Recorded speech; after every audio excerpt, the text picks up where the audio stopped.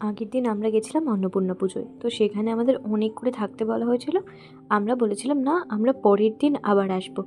আসলে আজকে ছিল বিসর্জন, আর গিয়েই আমরা প্রসাদ খেয়ে নিয়েছিলাম। প্রসাদ খেয়ে আমরা গেছিলাম ঠাকুর দালানে। সেখানে গিয়ে আমরা বেশ খানিকক্ষণ টাইম ঠাকুরের সামনে বসেছিলাম।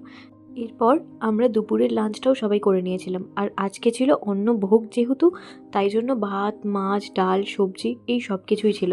তারপর খাওয়া দাওয়া শেষে আমরা একটা আইসক্রিম খেয়েছিলাম। আর এত সেজেগুজে আমরা সবাই যাচ্ছি কোথায় না, ভূত দেখতে।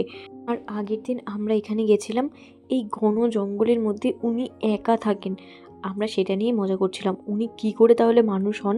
সত্যি কথা, এই চারিদিকে ঘন জঙ্গল, বাড়িটার ভেতরে কিচ্ছু নেই, পুরো ভেঙে পড়ে গেছে। উনি এর মধ্যে কি করে একা একা থাকতে পারে, এই কোয়েশ্চেনটা আমাদের সবার মধ্যে এসেছিল। তাই জন্যই আমরা বলেছি যে উনি সাধারণ মানুষ হতেই পারে না। তারপর এসে ঠাকুর বরণ শুরু হয়ে গেছিল। বাড়ির সব বড়রা ঠাকুরকে বরণ করে নিয়েছিল। আর আমার সব থেকে ভালো লাগছিল দেখে একে, এ ঠিক কনস্ট্যান্ট ঢাকটা বাজিয়ে যাচ্ছিল। আর এসেছে ও আমাকে আবির মাখাতে। আমি বলছি, না, এইসব হলুদ আবির আমি মাখবো না, তুই যা লাল আবির নিয়ে আয়। এই বিসর্জন মানেই আমার এই আবির খেলা, সিঁদুর খেলা, এই বিষয়টা আমার খুবই ভালো লাগে। এই কারণেই আমি আরও আজকে গেছিলাম। তারপর আমরা সবাই মিলে যাচ্ছিলাম ঠাকুর বিসর্জন দিতে। সারা রাস্তা বাজি ফাটাতে ফাটাতে, মজা করতে করতে আমরা গেছিলাম। আর দীপদা এরকম 2 ব্যাগ বাজি নিয়ে এসেছিল। সারা রাস্তা আমরা সবাই বাজি ফাটিয়েছিলাম।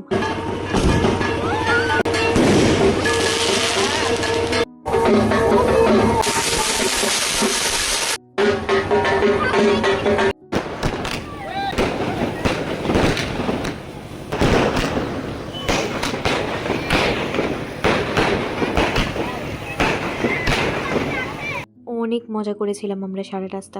তারপর সব বাড়ির ছেলেরা মিলে ঠাকুরটাকে জলের মাঝখানে নিয়ে গিয়ে ঘুরিয়ে বিসর্জন দিয়েছিল।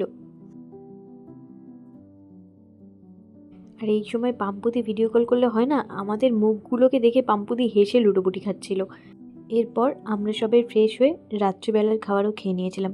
মজা তো হয়েছে। তারপর রাত্রিবেলা কারেন্ট চলে গেছে, আর ওখানে প্রচণ্ড কারেন্ট যায়। আর মোমবাতি জ্বালিয়ে সবাই প্ল্যান চ্যাটের মতো গল্প করছি আমরা। এই সব ছাড়ো, এর মধ্যেও এরা সবাই ফেসিয়াল করছে, মানে ভাবা যায়।